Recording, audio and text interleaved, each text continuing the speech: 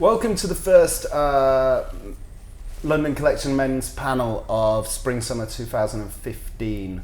We have a quite fantastic selection of guests, and I'll begin by introducing Larry. Hi. Hi, I'm Larry B. I guess I'm a DJ based in London. I also study fashion, or have just graduated, so I have a past in taking photos and kind of, I guess, styling. Maybe a future. I'm still young and like having fun in London, so I don't really know, But yeah, pass it on. My name is Nehjat. I've been in London for 15 years. I'm 38. Currently managing a store called 55 Duke Street Emporium. I've worked in retail for over 20 years, so I've quite in the game of the retail world, I'd like to think, from commercial to smaller boutiques. I'm Dean Kissick. I'm a writer, unemployed writer. That was great. I'm Matthew Henson, fashion editor of Complex magazine in America. Thanks, Matthew. So I just thought, since it's the first show, we could talk a little bit about the state of menswear in London today, right now, how everybody's feeling, what Larry's going to be wearing next week.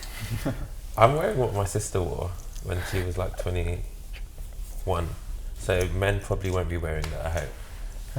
I hope. But they should probably still kind of wear what men should wear and not follow me. Don't follow me, Daryoush, that's bad advice. I wouldn't look good in your clothes. I think in ways of thinking, I think there's a lot more, fashion for men, especially like nowadays, is on the up. I think there's a lot more choice, there's a lot more sort of competition in terms of men's brands, and I feel how people are in general, I think people are being a bit more sort of risky and actually being out there a bit more, supposed to, everyone used to talk about women's fashion, but I think men's is kind of in a way. Because you're working at quite a upmarket retailer now, how are the men with money that aren't kind of, aren't Larry, how are they? No, but like if you did, Okay, yeah. that aren't like a David Bowie for today. I think how are they, like, Mr. Businessman at the weekend? Is he getting more? I think in general it's maybe that way of saying they are out there to impress, like a lot of their friends kind of obviously are making the effort to dress a bit more, whether it's more in luxury fashion or in general. I just think, there's more scope for guys that are spending a lot more. Guys are really dressing up now. Yeah, no, guys, I feel like dressing up, I think guys, the jeans are super duper tight, the roll-ups like at that awkward leg like here, with the like the well, that's what I'm saying, it's Nike. been more sort of experimental in the sense Yeah, of it's fashion. just like, it's people very, come in and where I manage, I see guys that probably do wear suits Monday to Friday, like, and on the weekend they're like, oh, have you got any polka dot trousers, or yeah, they go. do you have a loafer, because I really fancy, or something that's going to be more sort of out there for them, which they've probably never done before. So I think in general, like, guys are being a bit more out there, and definitely spending a lot more, even down to male grooming. Like, they'll spend more on, like, obviously their sort of products as well, whether it's like facial creams, like myself, who obviously I like to obviously look after myself, so that's Moisturising. I moisturise this part of my face, yes. And I use beard oil. So. What moisturiser do you use? I'm 100% Kiehl's. Oh. I can't. It works. Yeah, it works quite well on. Yeah. 38. But what about, so when we have people sort of as extreme as Astrid Anderson, is that, because I know there's like the very sort of codified dandy, the very kind of Pitti Umo kind of like dandy, the tie bar, but that's really easy for a guy to wear, right? Because there's no questioning going on there. But is Astrid Anderson sort of, going to be seen down B&Q? I think, because it'd be good if it was. Daniel Sturridge, who's England's biggest footballer at the moment, who scored last night. I've never seen him wearing Astrid Anderson, but he's pushing. He's a kind of most famous man in England right now, and he's always on Instagram in like Hood by Air and opening ceremony and Air Yeezys, and he's pushing that kind of American hip hop / British streetwear aesthetic. So yeah, why not? Dean, you're like we've talked about you being heterosexual before and into football. Neymar is the other sort of big fashion.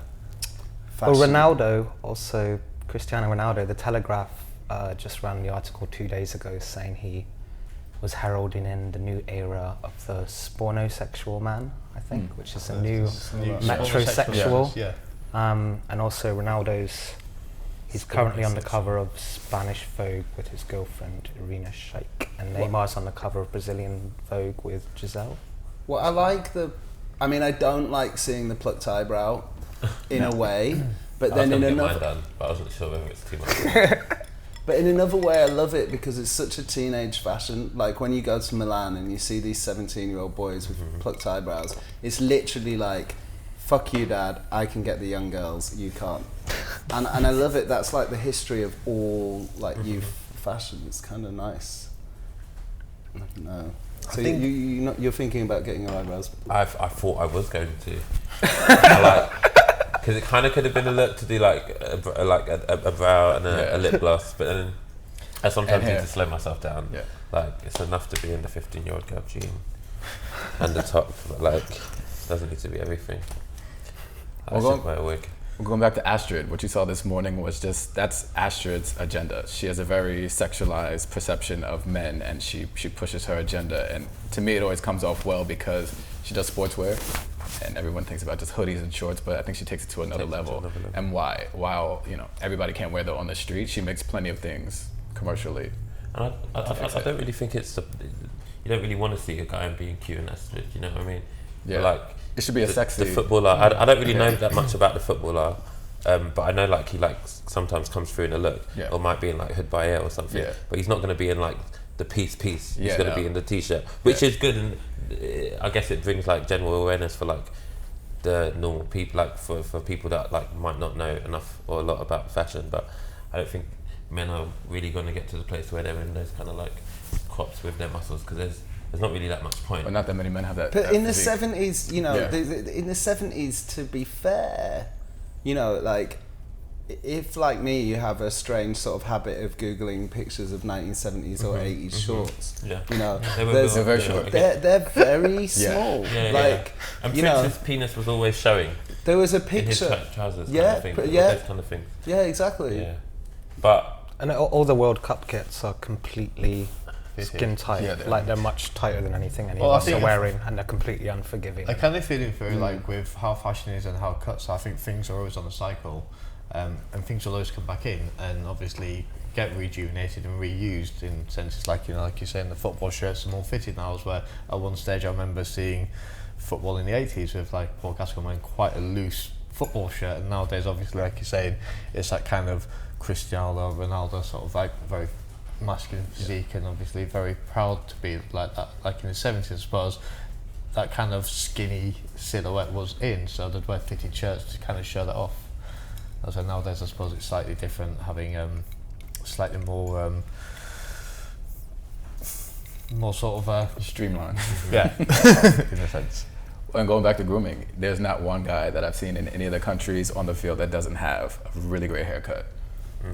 And they all seem to be very like well groomed in general. I think again that's another thing, because like they're sportsmen, so they're going to be on like the sort of direct eye of the public, so they want to be noticed for that cool haircut, or he's got a quirky beard, or a tattoo, or something along those lines. And business-wise, it's a smart move to stand out and to look good, because you get all those endorsements. You want to be the next face at Nike or sponsored by Adidas. Absolutely, you need to. Well, that's why I mean, I think it's quite interesting. It's always quite interesting from a gay point of view, of the way that some of those footballers just literally it's like, here's my butt, give me some money. Yeah. Like it's very obviously quite consciously done. Like, I'm going to appear on the cover of Attitude because I've seen how rich David Beckham got doing that, and I think that's great. It's very like, I don't have a problem with it, but it's just quite interesting, because nobody would have done that 20 years ago. Flirted with their sexuality to because fashions are great.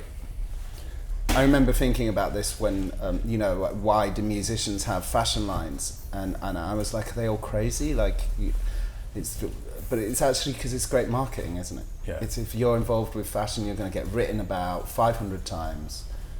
It's a great way of marketing yourself as well. Daniel Sturridge wants to do fashion. Like, I met him at a fashion party. He's captivated by that world.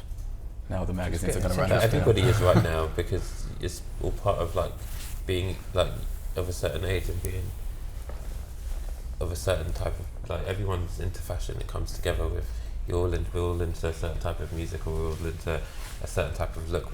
Like, once you're on the internet and once you're in Instagram and once you're in these kind of things, they all come together. You know, they all kind of merge.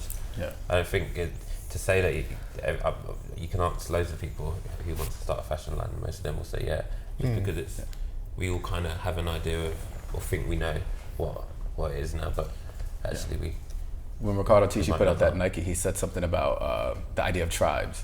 So basically, building, a community or a separated family from like people who are fans of yours, or people that look good in your collection, or that somebody you might have a common thread through fashion, and then building upon that. Yeah. So like it's interesting because everybody kind of will sector off and be they feel close with a certain designer, or they love their clothes. They kind of just like becomes these little groups of people who have a spokesperson or have like a really big fan that they use to push out their clothes. It's a new part of the business. Well, I also think it's great. I think it's really interesting as well how many, I don't know. I mean, you come from a streetwear background, right? So you were working at Maharishi, so it's maybe a bit different. But I think like just the amount of designers that are coming through that maybe I'm obsessed, but they're straight. The amount of young guys, and the fact that fashion has got beyond watches and suits. That your magazine Complex has done so. The Complex and Hypebeast have done so much to just increase to like, massively increase the amount of people interested in fashion and talking about fashion and having an opinion. I think that's really interesting. I think again as well, like, it's kind of going back to what I was saying earlier, guys who have become a bit more sort of out there and they really want to get involved in every other sort of fashion. So maybe like the old school sort of rude boy to like, like guys that used to be into hip hop are kind of dressing more in the terms of, they want to wear more high end fashion and being a bit more sort of out there. And whether that then comes across as quite gay fashion, it's kind of like they're mixing it up. Like A$AP Rocky is a good example for that of, obviously wearing a lot more high end than what rappers would have worn years ago. And obviously rappers years ago would have just worn specific brands, very baggy, very plain, and nowadays they're a lot more out there, a lot more fitted, and just in general. One of the things I think is quite interesting as well about you having worked at Maharishi, how have you found the fact that now streetwear is considered fashion? It's almost like, it's almost the barrier has been almost completely broken.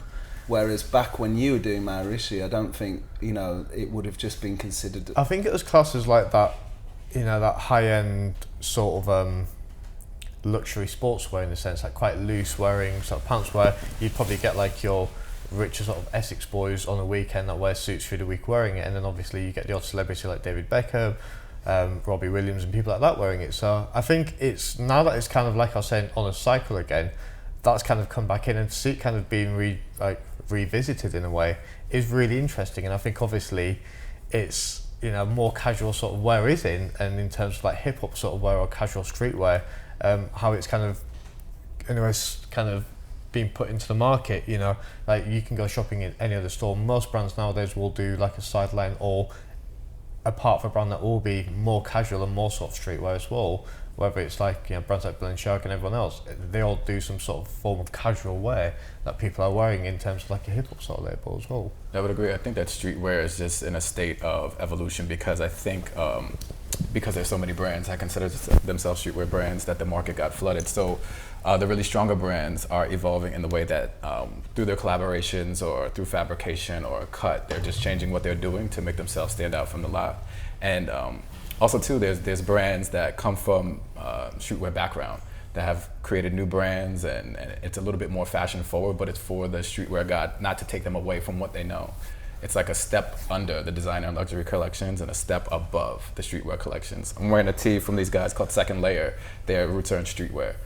It's just like a simple cotton t-shirt, super boxy, But like any guy that's like used to wearing like a Stussy t-shirt can wear this too and not feel like he's like stepping way outside of his box. So I think that's really interesting. We see it a lot. I find that really interesting what you mentioned as well. So obviously you get a lot more higher end brands, and it is a lot of collaboration nowadays.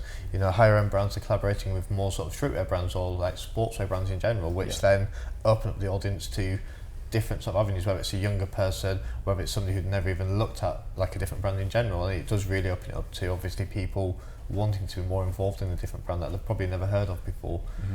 I think Supreme does a good job with that because they'll, you know, their line already has a cult following, and you see the kids in any city waiting in line around the block for days to get their new release. But then they do interesting collaborations, like they did one with Tom Brown a couple years ago. Then they did Adam Kimmel, which was a really big one. But you know, it's introducing that their guy to like more higher end things.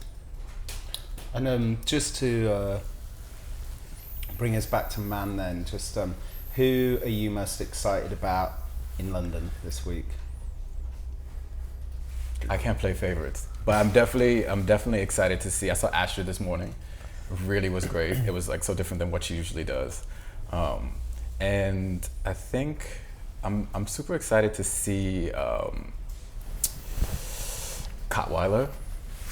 It's like one of the main things that I want to see while I'm here, just to see what they're doing. They're one of my favorite brands here, and I want to see what Nasir is doing, because he has a real hold on the streetwear and his price point is like designer luxury, but it'll be interesting to see what he does this season.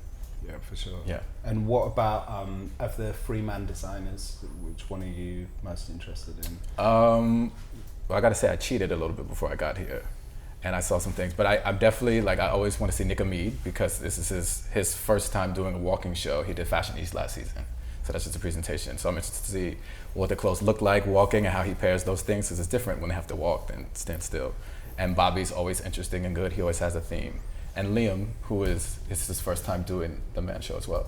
I'd kind of agree with Liam. For me, probably, I know he's obviously had quite a tough journey into where he's sort of gotten, and I think, to be honest, like, it's quite exciting to see somebody who's so passionate and so like ready to kind of take on like new challenges and stuff, to see where he's gotten to now. And obviously he's been very well spoken about, and obviously a lot of people are excited and really looking to kind of see what he's doing, and obviously putting himself out there. Well, it's quite interesting because he doesn't feel, he doesn't, like, Bobby sort of fits it within, something that's going on in London right now.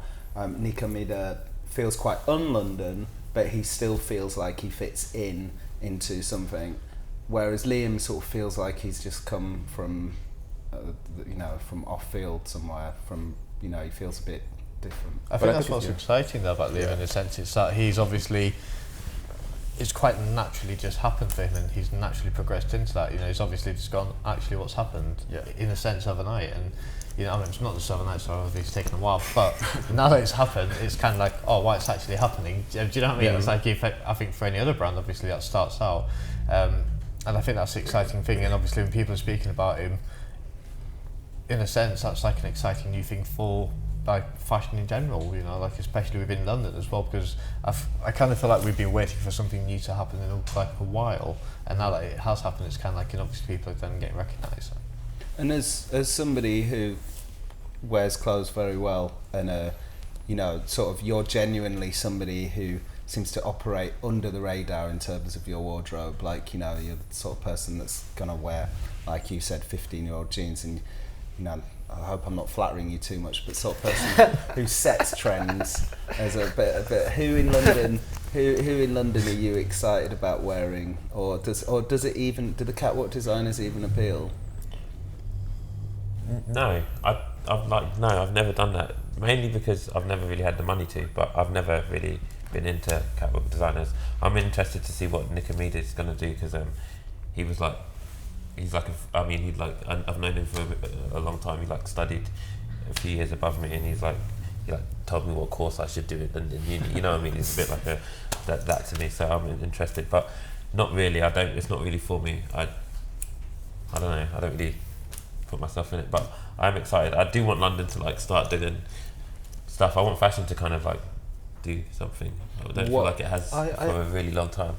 I completely agree. Like, Nick Hamid for me is by far the most exciting of the Man designers. it's different. It's not very London. I think the other two not he is having a London. go, But but it doesn't feel. It doesn't feel like they to me. And I'm not saying it's a bad thing, but they look like such man designers. Like they're so fashionista man. There's nothing surprising about them being in that show. They're nothing. They're kind of going into a territory that other people are kind of already owning, like Astrid. I mean, it's the Comeda feels really different. I don't know who's actually doing that in this city. I think that's interesting. Yeah, that's interesting. I mean, he doesn't look London. I know he's from London, but he doesn't, and he's got that going on. I think it's also and Man hasn't been going through the best time recently. I don't think it's having like the kind of best lineups compared to what it's had. Craig before. Green was super strong. Well, Craig Green's doing great though. Doing great.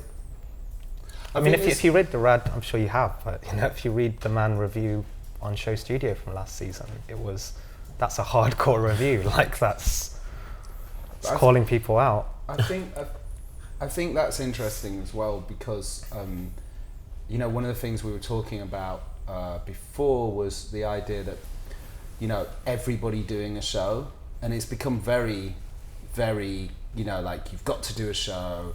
You won't be considered fashion if you do a show. And I don't know, is it too much pressure? Because you do see people who you think are really talented and they show at Man or they show at something else and you think they're really talented and then they just, you know, disappear, and it's like once you've done a show, everybody thinks you're not successful if you don't do another one, you know, and I think that's quite tough. But I mean, you're just graduating fashion, right? Yeah, but not design, fashion communication. Right. But yeah, a lot of my friends that are doing design now, some of them don't want to like continue. I know one of my friends that did really well in our final show, it like isn't really sure whether she wants to continue or not. But it's like once you kind of like once you're put on a pedestal, it's not, people don't really want to see kind of like not come with anything else. But that's just because this generation we're like fed with so much stuff so fast, and we need things so much faster when we don't get it. I suppose that's quite a scary thing, is to obviously try to be consistent when you are a designer. You know, it must be quite scary as well to have to be looked at all the time, and you know you could have an amazing season one season, then next season it's like, you know, you could get really slated for it, and you know people would look at you in a way and think, oh, actually who's really good at his time or for his moment. And but I think the environment here is very nurturing though. Like out of all the cities, I think that, you know, the British Fashion Council and everybody else who's involved behind the scenes in these collections, they do a great job of making sure that they have what they need for their show.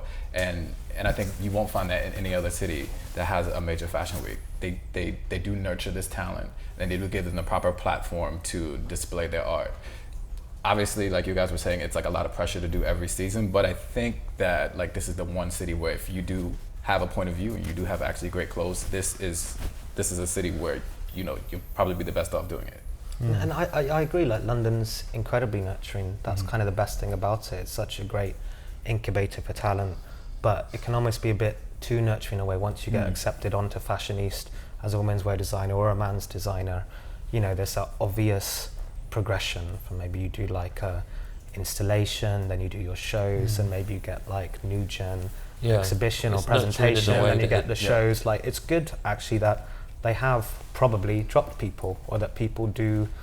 It's you know, if you're a fashion designer, you make good fashion. If you get the biggest break of your career and get given a catwalk show with Fashion East Man, do a good show. And if you do a bad show, that's your own fault. Like no one should keep putting you on.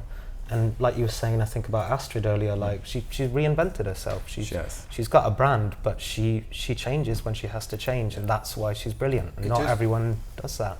It just feels like perhaps it's a very harsh trajectory. You know, you're expected to get, you know, you've got people graduating, getting Man, and then, you know, then 3 seasons later they have to be able to afford to do a show. And if, you know, maybe they get new gen, but it's, you know, that's demanding a lot of business very quickly. I mean, most people, any other you know, you wouldn't expect an artist, you wouldn't, I'm sure Nick in the first 3 years of his career wasn't shooting a campaign. It'd be like demanding that a photographer, shoots a campaign like straight away. It's kind of, it feels tough. Well, in the World Cup, you could go, you know, you'd go from academy to having 100 million people watching you in maybe less than a year. And then you'd have to That's true. do it. Yeah, but sorry, I'm not going to let that one run. I don't know why, but I'm not going to let that one run.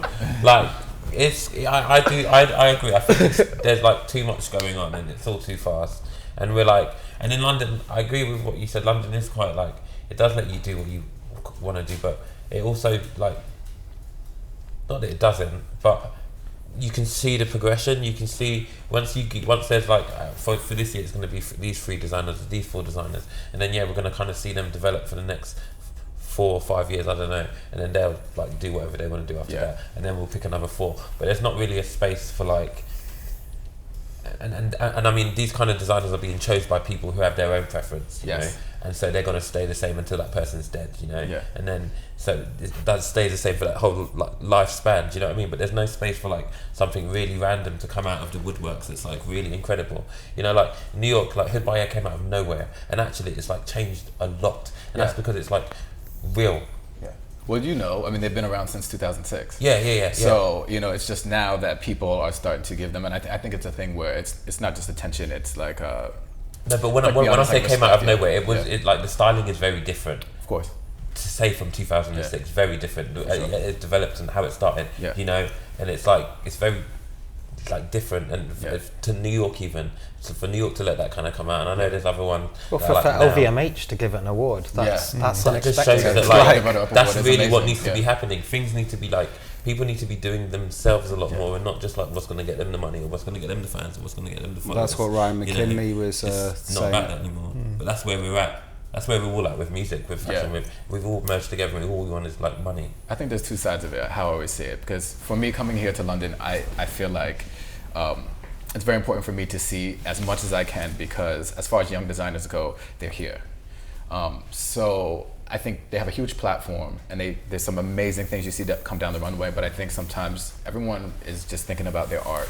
And I think it's really important as a young designer to also think of it twofold, because you have to have a commercial element. Because there has to be something, if you're making a heavy wool coat, you've got to make it in a more wearable wool so that you can actually sell it. Like that idea, but commercial. And if you don't show it, make sure you have it produced so that you can show it in the showroom. Well, Nico Mida talks about that quite a lot. Yeah. You know, he really talks about Louise Wilson, may she rest in peace, and he talks about, you know, how much she was very much like, you know, you must be commercial. And then he first did the Eastpak thing, which is, you know, and that's great, and it's obviously giving him some freedom. So I think you're right. But I think I just wanted before we hit on this, I just wanted to use you as a little thought experiment, Larry, and I'm just really interested in. Everybody's always talking about how creative London is, how amazing it is, but yet you're still saying that it doesn't not really offer anything for you. So I'm just quite interested in why it's not offering anything for you. I think that's really interesting. I don't know if I said that. No, it doesn't. No, see, that's not what it is. Play back the tapes. I've got to like really think. I don't think there is a better place than London for like stuff like this. I really don't. Just because in London you can see so much, and like the experience is like. You can see so much and really experience so much. So like you're always going to be influenced by so much. But no, I don't know. What's missing? What are you getting from when you go shopping for your things at the catwalk? Like, you know, what are you into fashion wise at the moment? That's all I really want to know. Hey, this is all personal, Daryoush. No joking. I don't know. Like. Not anything nasty. Personally, like, to be honest, anything nasty, anything that like is really like disgusting, like now I'm trying to get a lot more grown auntie kind of vibes, like so like a grown auntie top, so like it's flowy instead of just tight. Do you know what I mean? Like nasty, because I've done tight, so tight is nice, so like let's move it. But that's just because I feel like everything is so nice. Well, I'm feeling like Maybe. feeling like there is a bit of an underground, like there is, just genuinely feel to be a little bit of a fashion underground again, in that there's certain people whose wardrobes aren't, At all to do with any of that, Yeah. But just because me personally, I'm mad at fashion because I was 17 years old or like 16 years old from Fortnite and little black kid that like wanted to get into it, and it was like this really good and like exciting thing, and I got into it, started studying at St. Martin's. Luckily I like made it in and all, and as I like studied through it, I've realised that actually like in the last couple of years, but I think this has a lot to do with like things being online and all that kind of stuff, and how many people can view stuff and all that kind of stuff. Everything's so accessible, obviously, but I don't know. I just feel like it's not moving kind of anywhere. It's kind of like just stopped in this way that it's like very kind of like moved by other things that aren't just like that one person designing something. Okay. Which I feel like that's what fashion was before, or that one person seeing something and like styling it in that way. It's not about that anymore. Like fashion magazines aren't interesting. There's no point of me like picking up a fashion magazine anymore. I really honestly don't think so, because I've seen it all before. Even when a girl, like before it used to be fun when a girl had an S curl, it was a white girl with like a bit of gel in her. That's not fun anymore. Do you know what I mean? Like, yeah, you can make it like, but that's the only two things. It's either going to be like a Birkenstock or a Nike trainer, or it's going to be like a Louboutin shoot or like Pool slide. Or do you know what I mean? A pool slide, and it's like So what are you anti-normcore? Like this is anti and this is normcore. This is normcore, but I bought this for my sister's wedding. Do you know what I mean? Like, but no, I'm like not anti-normcore at all. But I just think I'm not. I just think that like when I said anti, I meant literally like anti. I'm not anti-normcore at all. No, I'm not. But normcore's become a thing. Normcore's become a thing as well, and I think that's like that's not really the way to do it. Like normcore is still trying to be. It doesn't need to, like, what is normal? Don't just make a name for it's it. It's been completely misused, that word. Sure. Like the K-hole trend report it came from is actually really interesting, and it's got nothing to do but with like how people talk about it in the fashion world. There's two separate things. There was the whole white sock and sandal thing, and then there was like the actual philosophy, which is really to abandon fashion, and then there was gay guys just getting off and dressing as normal as possible, which is like a massive tradition with gays. That's really where we're at right now. Like anyone can write that article, and we're all looking at it and talking about it now as though it's like an article. But no, some random just wrote it and like put it out about normcore, and they've decided their own kind of like thing. But it's a terrible article. That it's a terrible article. Like it's so bad. It's like it's not even relevant, but it is, and that's. Can I ask? Sorry, to any of you, you mentioned you think there's an underground again in fashion. Yeah. And if there is, I mean, that's what we should be talking about, or I'd like to go see that. Like, where is this underground? Where do I go find it? Where, or who in London? Where in London? You can tell me off camera if you want, but I mean, I don't know. Can you give us a clue? I don't know about an underground, but I know that in New York there's quite a few unsung heroes of New York Fashion Week, and those guys just do what they do, and they do it with their friends, and they just show what they want, and it's not underground at all. Telfar, we've spoken about Telfar before. He's somebody who is just a phenomenal talent, and he makes amazing things, and he doesn't really care about the press aspect of it. He doesn't really care too much about the sales. He does some very commercial things. But they're also like kitschy, and they're supposed to be sold in mass. But I think that I don't know if there's an actual underground, because if there was an underground, somebody would find out about it, and we'd all know about it. Telfar's interesting though, precisely because if he was British, he would have gone through this Man system. Oh, he would have had total support. And he would have had total support. And I love Man. I was on the Man panel for like 8 years or something. I think it's fantastic. It's responsible for us having a men's fashion week. So but the fact that he didn't go through that men's system, through that system, allowed him the space to very slowly build up and build a business, and without having that that pressure, which of like, well, this season wasn't very good, so like now you're, It's always consistent. It's always consistently good, and he's very like hand to mouth. You want one of his T-shirts, you can go to like V Files, a retailer like that. But if you want like a piece of his collection and you want to buy it, you have to go to him and pay him for it. Like you can't find it anywhere. And I think that holding your business like that for quite some time until you're able to really hit that commercial aspect of it, it's good. And I think though New York is not supporting him as they should, if he was to come here, it would be a totally different. I think that's a good thing though, because you're keeping it is good. people. I think it's a gift and a curse, but I think it's keeping good people for him right hungry now. for that brand. Obviously, if it's not available, not readily available, obviously it's kind of like, where can I get it? Yeah. When are you guys going to have the next drop of like your limited run of T-shirts or sweats or whatever they're doing?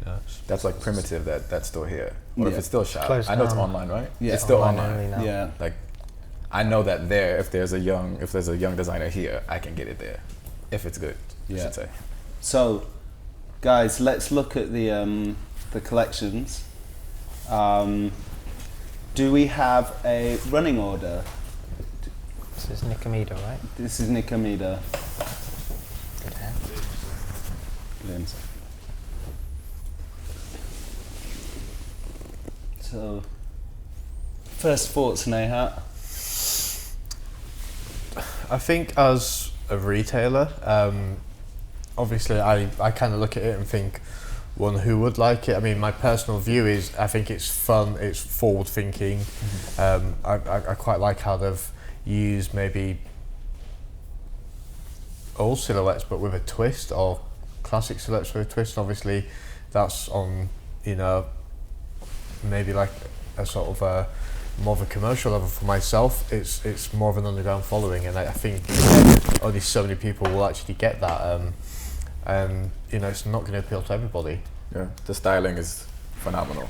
I mean, extremely good styling. Yeah. But like I say, would you get the office worker that works Monday to Friday on the weekend or on an evening or something like that? No, you wouldn't. Yeah. That's something to be a very limited sort of customer in a sense. I mean, obviously, who does understand and has had like the background of knowing that this is a certain designer of a certain sort of, like a certain forward-thinking fashion. Yeah. I think it's good to make clothes that office workers don't. What? No, I'm not. Sorry, I keep relating to him because obviously I'm a retailer, so obviously I sell direct to people, and I personally think within maybe stores that I have worked at, obviously, or managed, I feel it will appeal to certain people who obviously come into that store. Obviously, where I work at the moment, it would probably not appeal to that. But working from like a company like Opening Ceremony to like Maharishi, I think in general, you do have those sort of people, or a trend of customer who would be really into that, and but again, I need to look at the bigger picture and think, would that appeal to a customer that would shop in my store? And I personally would not like I'm dissing it, because I think it's really cool. It's really forward thinking, and again, it looks like the use of different fabric and they play with it. It's just really interesting. What's flying off the till, the hangers even? I think that's the thing. Like I was saying earlier on, people are being a bit more out there, but not overly out there. They're obviously making the most of what they can get, but what people are doing is generally mixing stuff. They don't necessarily wear a look. You wouldn't sell. But the what whole label? mannequin. What labels? What label are people walking in and going, "Have you got?" I mean, at the minute we sell Stutterheim, which is obviously like an old Swedish remade, like a fisherman Raincoat, yeah. coat. Yeah, exactly. So we're starting to get an interest in stuff like that, because I suppose we live in London. So that's kind of like an essential. Yeah. It rains all the time, basically, is what I'm trying to say. Not all the time. Yeah. Majority of the time, come on, we live here, we know what it's like. So I think we again, but I also feel footwear is a big deal. Like, footwear is massive. Myself, I dress from the feet upwards, which sounds really weird. I mean, again, I've always have, whether it's because I've been in sneakers or more lately into a smarter shoe, but I feel like a guy will come in and ask for, like, do you sell this certain brand? Because again, like going back to what Larry said, like the power of the internet has really made that people research stuff a lot more now, and again, seeing certain people, celebrities, or like whether it's a rapper or a footballer or whoever in a certain brand, people go, do you sell a certain brand? Because I heard a certain rapper mention that in his sort of thing, and again, that's going through to like a younger person as well, maybe. I went to Nike Town yesterday and they'd run out of trainers. Just kind of the guy who was serving me actually ran away. This is a city for trainers. Like everyone is in a sneaker. He said no. Really? More than He just disappeared. He just disappeared, and then 10 minutes later, another member of staff came up and she said, "That guy who's serving you, he's just gone, and we don't have any shoes." Wow. Okay. So Matt, what are your thoughts? Your thoughts from across the ocean? I do. I mean, I love layering just because I'm from New York and most of the time it's cold. We have like 3 months of warm weather and everything else is cold. So I do like layering. I like the styling because for me, I think you could put anything with a pair of Vans and it's gonna look amazing. And I do like the way he mixed patterns. The gingham and the stripes seems to go together because it's a look. I don't know, from a retail standpoint, when you look at this, do you immediately like break it apart? Again, that's kind of probably something I should have added. Like I was saying about when you maybe have a visual merchandising team dress a mannequin, we don't necessarily want that look, or I don't want my customer to leave that look. I'd rather people clash colours, clash patterns, and really play with it. And I think that's why I find it interesting personally myself. It's because they play on the patterns, the colours. It like obviously you can wear black and white, but at the same time, would you normally wear blue, red, and black at the same time? Not necessarily, but again, playing with it like stripes, polka dots, whatever it is. That's why I find it interesting on the layering tip as well. I think it's incredibly good collection. Kind of underemphasize how good and how fresh this is, and new to London. And it's not that. I mean, it's not that extreme actually. It's not. It's kind of guys in trainers with this like hair over their faces. There's a bit of an air maybe of J.W. Anderson. It's sort of a bit in the kind of J.W. Anderson, Thomas Tate sphere, or J.W. Anderson maybe, but it's a lot. It's it's not. Looks it's more not making provocation. Somehow. It's not. It's a lot more kind of pared down, straightforward, wearable, layered, more going on, like a lot more garments. So look at like Look 12 or something. It's not that. It's good look, but it's not extreme. And Larry, would you wear any of it? Yeah, I'm like really into the pinstripe stuff, trousers. Yeah, it's my favorite. Like scenario out there is good. I like the collection. I think he's really good at like doing things full circle and like making a collection. I feel like he's done that here definitely. That's what I'm. And the soundtrack for the show opened up with a Beanie Man song and ended with a Keith Sweat record from like the late 90s. Why did we see that? What Beanie Man song? Who Am I? Opened up with Who Am I? Ended with Keith Sweat, Freak Me. The tunes? Yeah. I wouldn't have guessed that from looking at it. Yeah. Although there are a lot of kind of big basketball short type vibes. So let's look at Liam.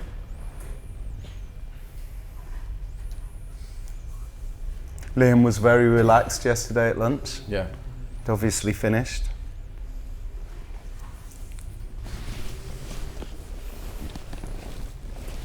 So, Matthew, do you want to lead us here? Yeah, I definitely, at first glance, get you can see that he's got a Boy Scouts theme going on. Lots of patchwork. I don't know, I think Liam is, he marches to the sound of his own drum, as people say, because I think he's just creating things that he wants to create regardless of whether anybody's gonna buy it or not. He's one of those people that we were talking about before and I think if you break some of this up, like this one right here with all the patches, I think plenty of people might want to wear either the pant or the top, but maybe not together. And I think those pants are really big retail here, aren't they? I know they sell them at Primitive in London here. I think it's just so different to what everybody else is doing. For sure. casual but not of the sports looks. Yeah. You know, I can do sports looks all day long, but it's nice to see somebody not doing it. I think in that collection, especially, just actually looking at it, is actually there's a few sort of, again, I'm going through obviously being a retailer, but I obviously look at some of the pieces that were quite easy to sell and quite like, in a sense, like normal, but you know, quite in a sense classic and commercial, as to a lot of the other pieces which are a bit further out. So again, that's a good thing in terms of, like I was saying, he's exciting because he will reach out to a wider audience in terms of his things. You know, there's a couple of things that are really far out, that very, very catwalkish, as opposed to something you'd run on the high street. But you know, again, like you're saying about the underground thing, there's a lot of people that obviously would really appeal to that, and I think it's some absolutely great silhouettes. You know, what is that thing in 26? 26. I had a chance to speak to Liam. I have no idea what that is. I had a chance to speak to Liam a little earlier today, and he told me about this piece. It's cork, like a wearable cork. It has like a neoprene blend, and it's almost like a waiter. Wow. And he It's also almost like a what? it's a waiter, like a waiter. Yeah. Okay. And he also let me know. See, I also love the fact that he's very inclusive, because the print that we're seeing is actually like a jacquard, and it's hand sewn, and he worked with a designer that's based here as well too. And some of the accessories and the knits that we see, he worked with people that were part of his graduating class. So I think uniquely he works with a lot of other people that are super talented that don't have the same platform, which I don't think any other designer would do. Okay. Yeah, and he's gonna like credit them in the notes and everything like that. I think that's really nice. That's good. Yeah. And which outfit are you gonna wear? I don't know. Probably one of the simple shorts and t-shirt ones. Kind of into that. Really? Yeah. I see you as more of an out there guy, to be honest. You dropped in the auntie thing. I thought, you know. No, but yeah, like if I was to do one of those looks, there's no like shiny denim there for me. There's Akin. Who's Oh yeah, you know him. So his whole entire cast is street cast of friends and mixed and friends of friends, no models. I saw Dale the other day, and he was dressed all in green. He told me green's his favourite colour, and Liam sent Dale down the catwalk carrying a green flag, dressed in green. It's good. It's like kind of collaborate with people, like you say, tailoring looks to the wearer. It's interesting though, because I don't think designers would even venture to work with, especially at this beginning stage, would even want anyone to have like a platform with them. It's interesting. I think also adding like some of, like I say, I know hats have become quite a big thing again more recently, and seeing how he's styled and obviously accessorised the actual collection, it looks like it's obviously been built up a bit more with the hats and with the accessories, to be honest, and it's not, you know, it's definitely a look. I actually like what you mentioned, that all of the models are his friends, and that's nice, because that obviously they quite look naturally cool in it, as opposed to being forced into, you know, like, I'm not saying all models are forced to wearing a certain look, but that's what they get paid for. Well, it's so bland. It's so bland to just have a load of models when, I mean, especially if you're young and naturally, you know, there's a time in your life where if you go out in London, naturally your friends are quite fabulous and beautiful. Friends are hot as hell. Yeah. So why not use them? Because and then straight away you understand the story. Straight away you know what's you know where this person's coming from. You see the clothes in real life. You can get lost in that fantasy. You know, it's almost crazy that that's not what everybody does. Yeah. But when he was doing his presentations, and it was like a gang of friends hanging out on a sofa in this kind of bedroom set, drinking beer in the middle of the day and thinking of bags. You know, I thought I hated that as a way to show clothes. It's so nice to see his collection on a catwalk and see. I would agree. I mean, it looks so much better. And I never would have guessed it was his if I didn't know. If you just showed me this apropos of nothing and said which designer made this. Do you know what the scout? You mentioned scouts earlier. Was there a reason for the scouts? It's like an anti-military statement. So basically, there was a group here, a group based in London. I forget the name, but basically they're anti-military Boy Scouts. So Woodcraft folk. Right on the head. Yeah, exactly. Did you used to be part of that? No, I wasn't middle class enough to be one of the Woodcraft folk. You have to be. I think my mum would have liked me to be. Yeah, she would have loved that idea. What are the Woodcraft folk? They're like left wing. Scouts. So you don't swear allegiance to the Queen. So I actually had a like weird freak out where I went to Scouts, and then they said you got I wasn't to do with my parents, and said you got to swear allegiance to the Queen. And I was like, no, I'm going. That's crazy. Not doing that. But they're left wing. It's like very much that whole kind of vegetarian. They're not vegetarian, but you know, pacifism, vegetarianism. It's Christianity for socialists. It's very nice. It's good. Everybody should be one.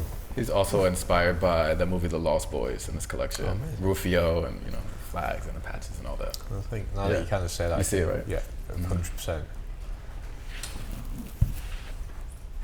I don't think any of it's directional though. Like as a whole, from like. I don't think he has an agenda. Like. Because I see this fitting in almost. I see Liam almost fitting in to some extent. It's like an update for that guy that would like Paul Smith. So the guy that would have liked Paul Smith maybe 20 years ago, his son maybe would like Liam because it's obviously fashion, but it's not like fashion. You know, there's no blue steel here, right? Well, I mean, it's pretty extreme fashion, isn't it? I think it is quite extreme fashion. I mean, that's not the sort of thing you'd see literally like most guys walking around with on a weekend. I think you've got to be pretty specific to buy into that, and I kind of agree with you. It is quite extreme. I think it is. This look here, Yeah, but the 30 70s were extreme. is a denim jacket and denim jeans. I think that That looked really. Sorry. yeah, go ahead. No, It just. I don't want to be. It upsets me. In what sense? Because that's. My little brother's got that. You look are at wearing home. double denim though. It's like no, it's not about the double denim. It's like I just feel like at this time now, like anyone on the platform shouldn't put down or like that's like really straightforward. That's like not a special shape. There's like the kind of collection. Like there's no new shapes. There's like no new silhouettes. It's like what is it? A denim jacket, a bit of leather on it. And it's a bit like I get the whole idea of it. Yeah, it's but like it's kind gonna of punky. sell. I think that's a part That's of the the problem with business. the world right now. You know, the fact that it's going to sell. Well, yes, but in that's many the ways thing, yes, though. and in some ways I no. think that's a good option in the sense to have thrown that in, because obviously, you know, like you said, when you start to like at the beginning, like shorts and t-shirt, and that's like a look thrown there, and the rest of it is quite extreme. That's a good balance, I think, and it's good to have quite a basic, like you said, what people are in today in that collection to obviously then kind of balance it out in a sort of where that, you know, like not everyone's going to be wearing. No, I don't know. I just think, to be honest, like in 32, to be honest, that's not fashion. That's not. It's not a great look. That's not like. That's not good. I don't know. Wear that. That's not good. I don't think it's See, different. I don't think it's extreme. What are you talking about? What are you on? I don't. You don't think that's extreme? It's a denim poncho. I like what Liam does, but I don't think it's extreme. I think the extreme, the things that you think are extreme is maybe the styling, the hat, and the feather panels. No, I don't think it's extreme. I don't think it's extreme at all. I'm not saying it's extreme. I'm just saying it's not. But you know what? I suppose if you took away, like the hat and the accessories, would that then just look really odd? You know, obviously it might not go with this story, but exactly, it might not but go that with the story, enhances but that look. You would think it was more. You would probably think it more realistic. But I think the styling kind of just like cements the whole show together. Where do you wear a denim poncho? But that's not. We shouldn't let that happen. What sort of weather conditions? What? It's not a good Well, that's No, we shouldn't let it happen. I agree with you. what denim ponchos. I don't think that. Yeah, not. No, I Or agree. it I should agree be totally. like if you're gonna put a denim, like that should be a sick denim poncho. That should be like the best denim poncho. That's just a denim poncho. Or I don't know. I feel bad saying because I wasn't there when he like found his inspiration or anything. I mean no offense, but I just kind of for the whole collection actually. I think it's just been you know presented what? to us. I think I'm gonna have to disagree with you, and I'm being honest because he's thrown in a poncho that is denim with a bit of a twist that actually does blend into collection quite well, to be honest. And I think, in theory, like you're saying, it should be the best denim poncho. I mean, in theory, yeah, it might be of a different fabric, or it could be treated in a different way. So it could be waterproof or something, or it could have waterproof seams. But I think in general, I think it's really interesting. And again, I'm really supporting his work. I think he's really out there and he's really pushing his boundaries. And this is interesting. And maybe a few more seasons down the line, he's going to go a bit more wild, and then we'll be like, actually, I remember when he did that. This is a lot more better now what he's doing. Okay. Yeah, and I think in the I don't grand know a scheme lot of about the designer, to be honest. So I interviewed him about his use of gaffer tape, and I liked the whole, if you go on his website, he has these weird little YouTube sort of collages that he puts up that are very, it's all about primitivism, and the gaffer tape and some of his logos really remind me of Crass, the band, for some reason. And there's this, and if he's doing woodcraft folk, Crass again are kind of these like anarcho lefties, really punk lefties, and it's quite interesting because there's this forgotten, there's a traveller vibe. There's this forgotten thing that happened in our like the traveller thing, whatever that was, and I don't know. They always get like traveller vibes off it a bit. That kind of like crusty raver. Because I don't know what happened to Krusty. I mean, cornrows are back, so but like it was a weird. There was this Goa Trance like cul-de-sac of thought that just got stuck, and like he's sort of getting back there somehow. So there was a 3-day rave recently, I think. I heard about it. Someone crashed off a motorway and their car went over the hill, and suddenly they crashed into a rave. Apparently it'd been going for 3 or 4 days. No that was way. in the news, yeah. I don't know what. It's not that relevant, but I mean, crusties are about. Berlin's absolutely chock-a-block with them. Because he's got this pagan thing, Goa. right? And he's got the, he's got the Morris men, and there's kind of like, slightly almost sinister even, or the Morris dancers are a bit like, I don't know, I don't know. There's something pagan, sinister, primitive about what he does. I don't know. And the gaffer tape I really liked. I got a bit obsessed with the gaffer tape when I interviewed him. Is that something you'd use on your own sort of ways? No, but he uses it a lot. Yeah. It's yeah. So shall we look at Mr. Abley? Ah, this is quite different. Sort of kind of like. See, I'm into this. Yeah. Why? Just because it's like. I think it's quite easy though. It's easy. It is quite easy. So Bobby always has a connection to Disney. So he always plays off some of the characters there. And he said this one, he thought about Ariel from The Little Mermaid. So it's got a beachy vibe. So it's kind of like a skater boy goes to the beach. That's the look. The look, yeah. That's the look. 40. Yeah. I find it a lot cleaner. It's a bit more developed. Yeah, no, exactly. And I can see this more in like a forward-thinking department store who obviously will buy into a brand as opposed to the other two. And the use of graphic is really nice. He's kind of played with the graphic a bit, and in a sort of commercial way, it works better for me. I think it's easier to when people get it more as well. This is his 3rd time with Man, right, Daryoush? Yeah.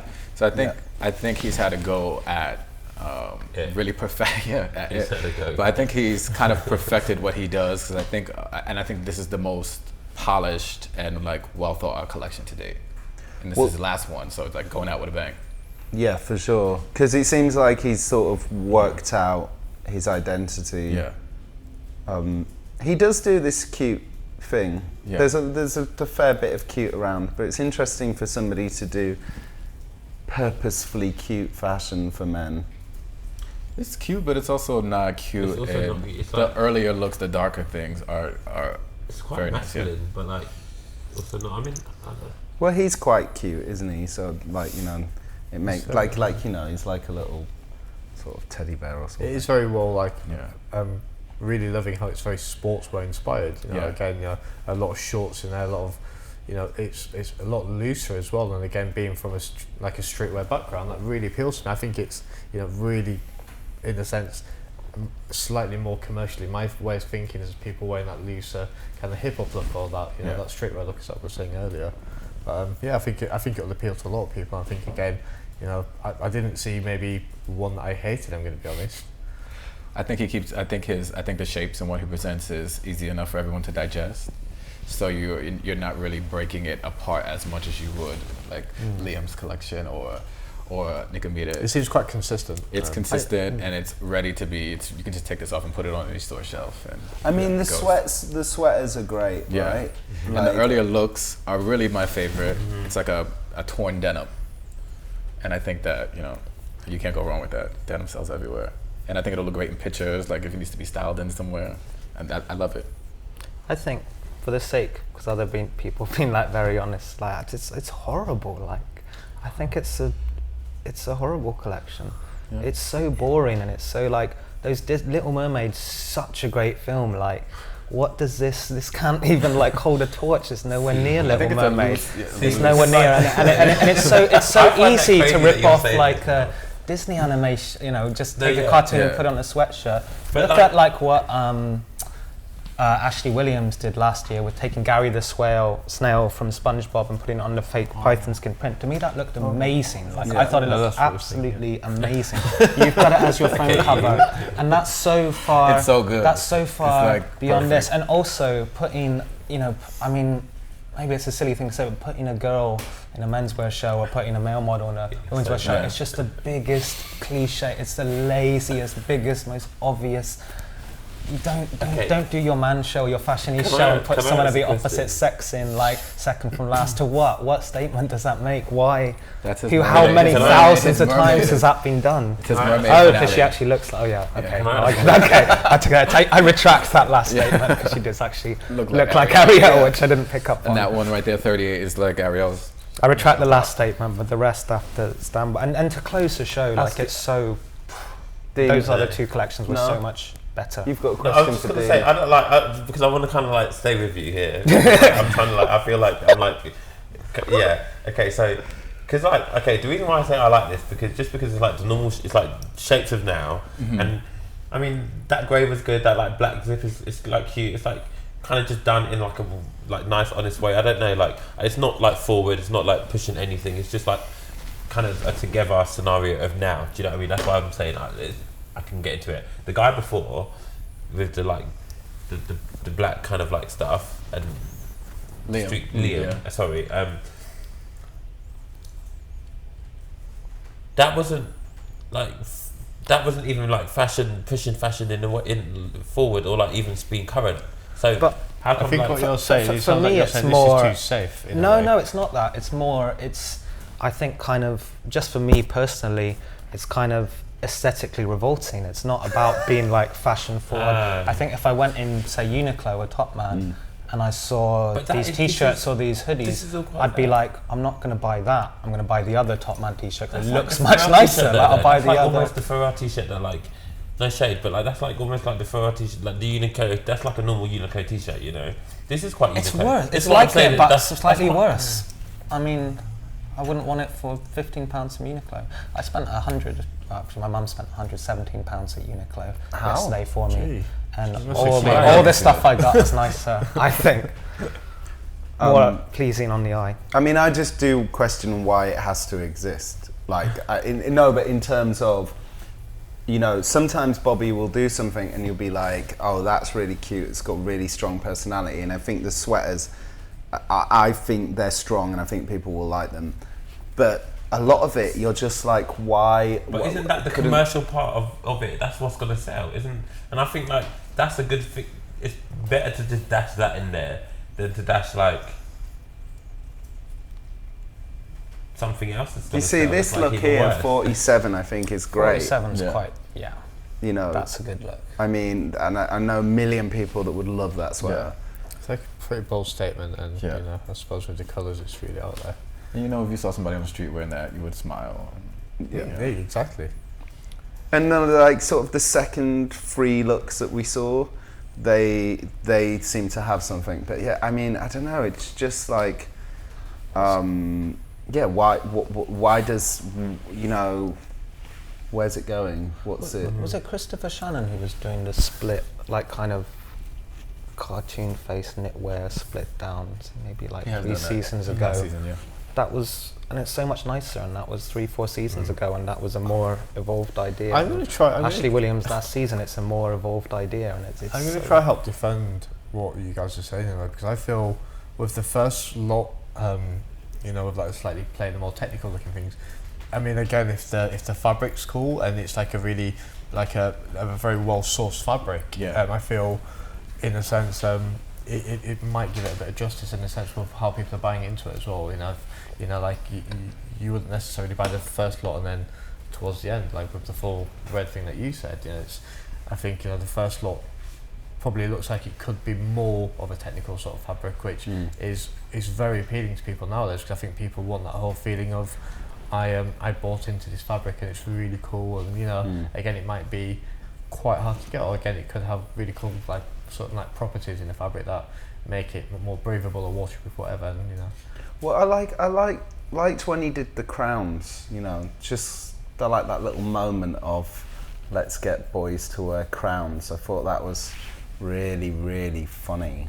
You know, really like just, I don't know, provocative and fun. I don't know if they were actually for sale or if they just they just happened. Yeah, but that was good. So apparently we have a question. Oh, we've got 2. Oh, fantastic. So, oh wow, we've really been honoured today. So we have. Is it directed towards me? Can you? We have a question from Mr. Matt Williams of Bean Trill, and we have a question from Mr. Tim Blanks. Oh. Yeah.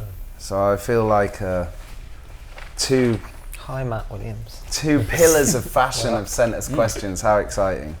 So, Mr. Tim Blanks has asked, chaos or precision, which comes out on top? Here. Well, it doesn't specify. It says If we're talking about here, chaos. so. That would be Hodges. Or I think that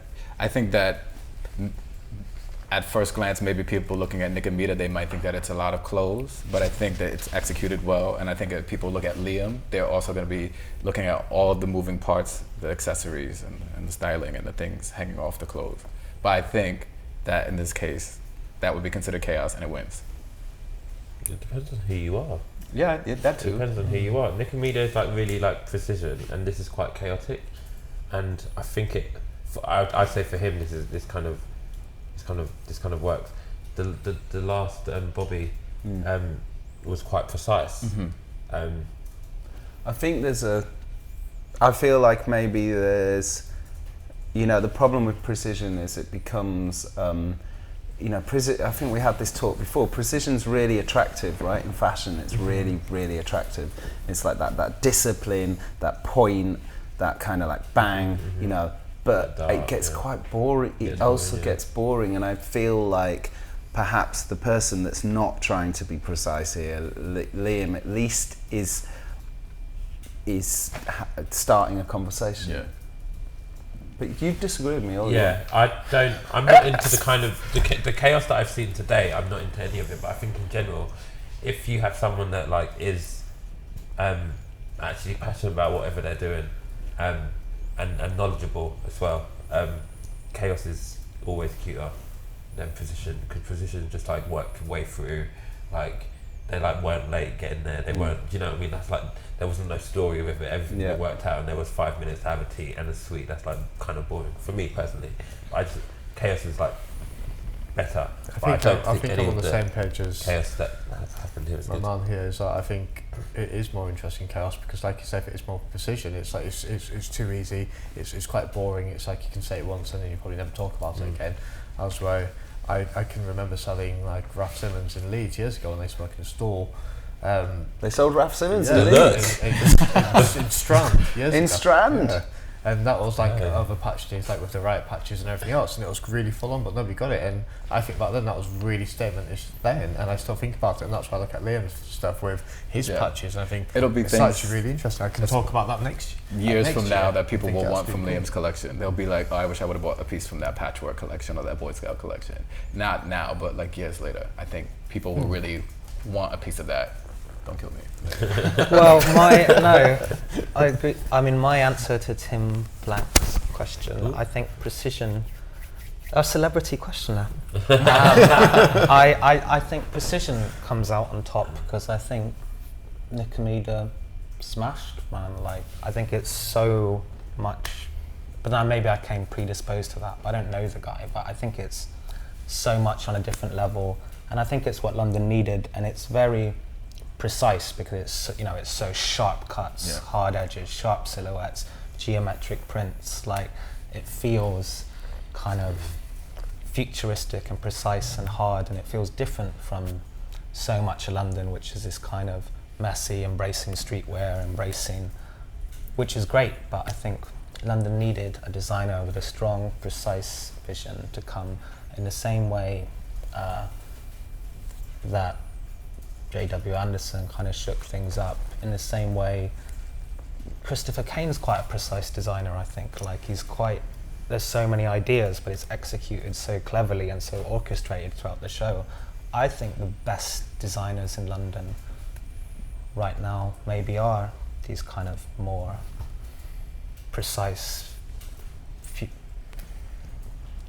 because in a way, like, the future is obviously going to be crazily chaotic, but when you think of the future, you usually think of this, there's still like the vision of precision and the idea of these flying cars, perfectly symmetrical with, even though the future will probably be like a chaotic fucking meltdown of Of the three collections, you're wearing Nicomeda.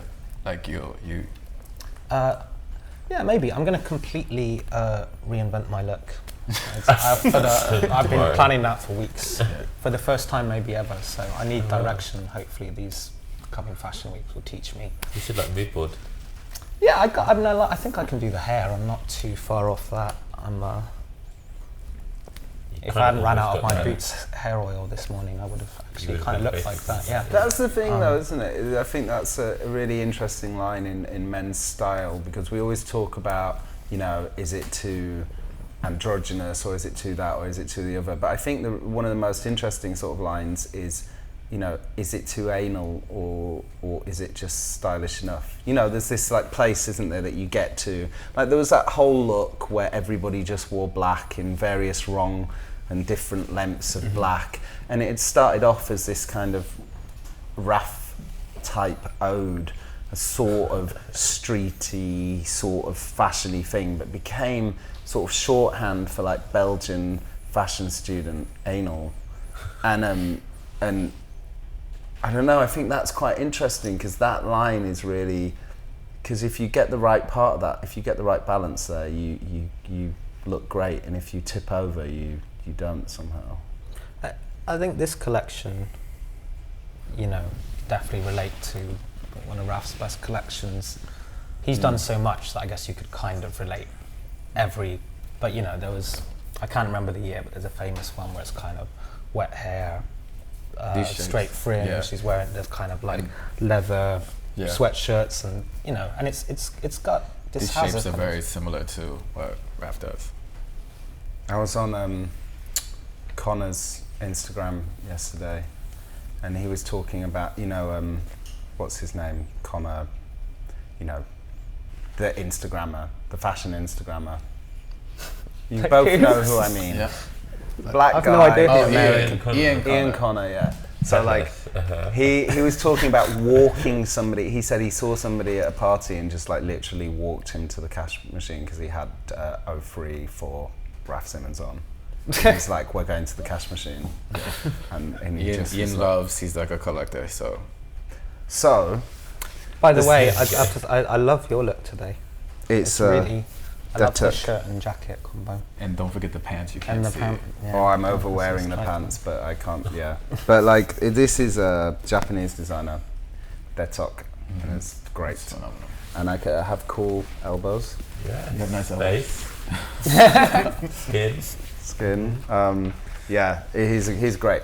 So, Mr. Matt Williams of Bintro has asked, what are your thoughts on how some of the most influential menswear designers are so respected and worn by the women's community? Do you think these clothes are really just unisex collections? And in the future, do you think we will see this young menswear designers transition into doing women's collections as well? Do you think this is important to the financial success of these brands? I feel oddly, I see both sides of that coin. Because a lot of the younger men's designers in New York will always throw in 3 or 4 women's looks at some point. In their presentations, there'll be like a random girl, 2 standing, or somewhere in the show, there'll be a girl that walks in the men's clothes.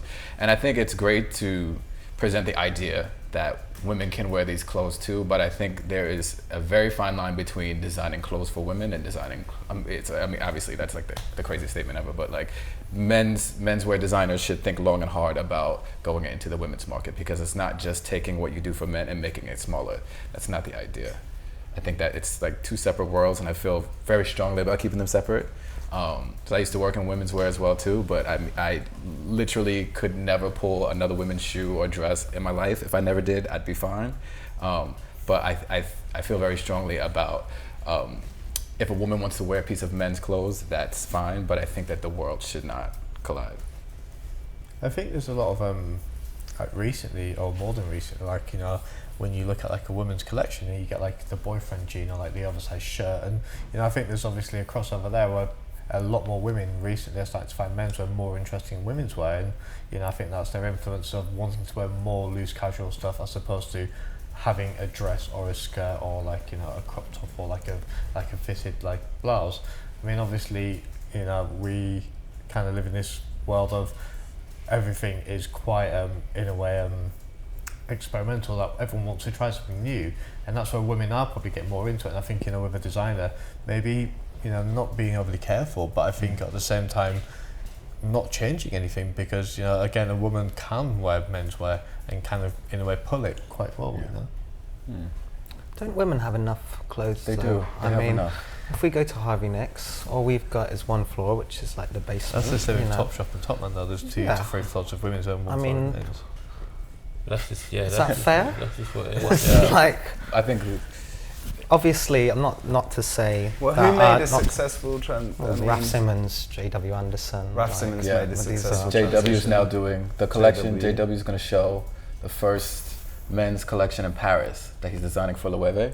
Oh, And really? it's going to be a completely unisex collection.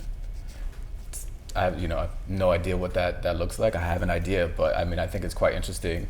It's a bold move for Loewe. It Like is. of all people It to is, do that, and I think but that that's if great. anyone's going to do it, I guess it's got to be JW because he JW straddles the line. It works. It works, yeah. When he did Versus too, it was kind of like, but I think that was more androgynous than unisex. Yeah. No, I think, but JW's kind of whole aesthetic. It is. Like from the guy to even the girl, she's really quite manly anyway. She just wants to chill with her boyfriend and like get up and wear his clothes. And so the whole thing kind of works. I think if it works, if it doesn't, if you're doing it for something else other than the fact that it like is from the heart or works, I think that shouldn't happen. When women wear men's clothes, I think it inadvertently has a sexual connotation. Like, you know, here's this pretty girl wearing the clothes she picked up off her boyfriend's floor, or, you know, shirt that she borrowed from him. And I think that look is great, but I don't think that it needs to be its own segmented market. Like, I don't think it's. Then it's just really, it's not like it's not nice anymore. We all know that. When we talk about something, it's dead. Trying to talk about, like, That's our job. I mean, Mead Kirchhoff were much more successful when they made the transition, right? To women's wear. I mean, it made much more sense because they started it as a menswear. I had no idea though. Yeah, they showed at one of the earliest Man. And then they did like another smaller presentation.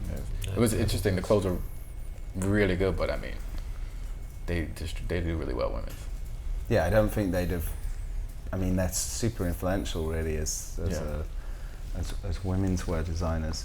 So in a way, this collection, if you started comparing it to women's wear, suddenly it would stop. It would suddenly feel a lot less fresh or a lot less inventive, because you'd start looking at, I don't know, kind of Celine from a few seasons back, you know, like this whole movement. It would all make, but it's the fact that it's menswear and it's in London that it just feels like nothing else to me.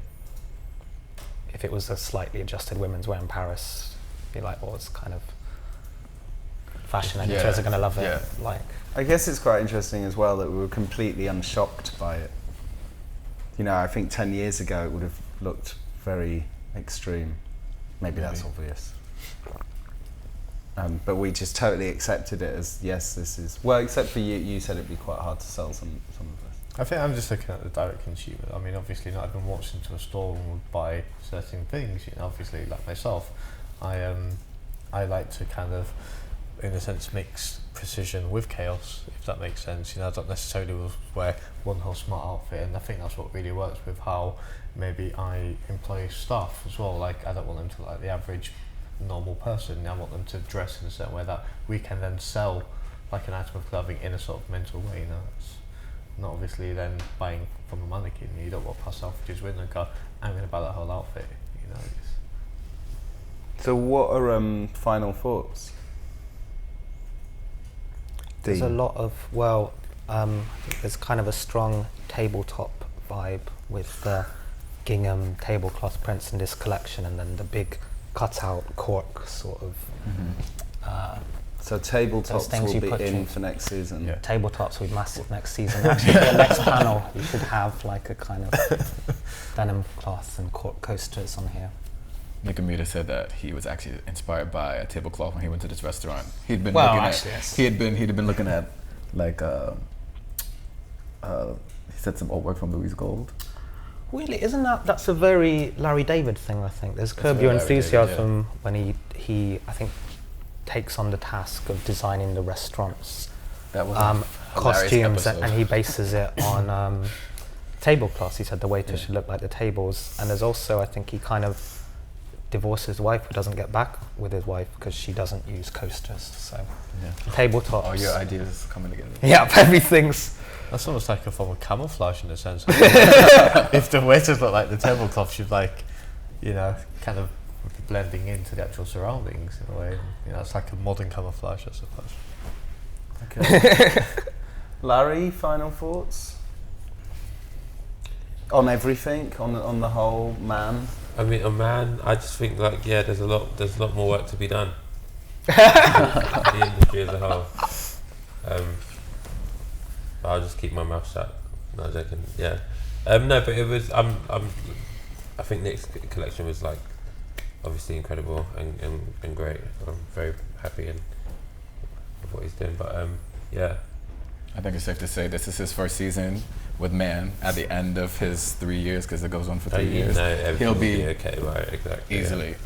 I think this is really good. He's like experienced. It's like he's made collections before, and it's like I was maybe expecting things not to be as colourful.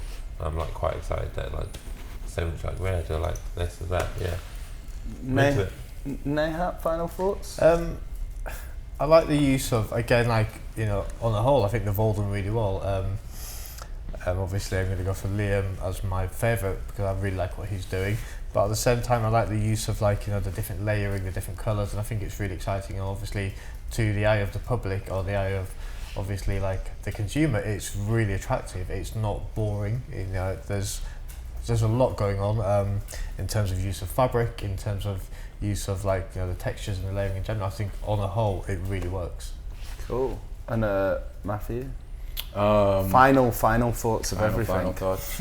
I think for me, I always have two minds working. Like I love it. I love so much of it just to shoot editorially.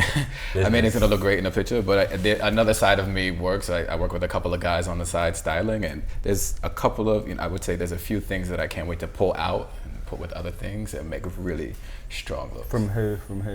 For what? From which designer? Oh, from Nick Amita especially. I think there's like quite a few pieces in there that are gonna make really heavy impact on the right person.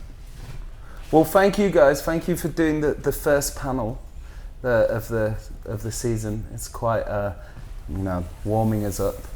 So thank you very much. That's over and out from us.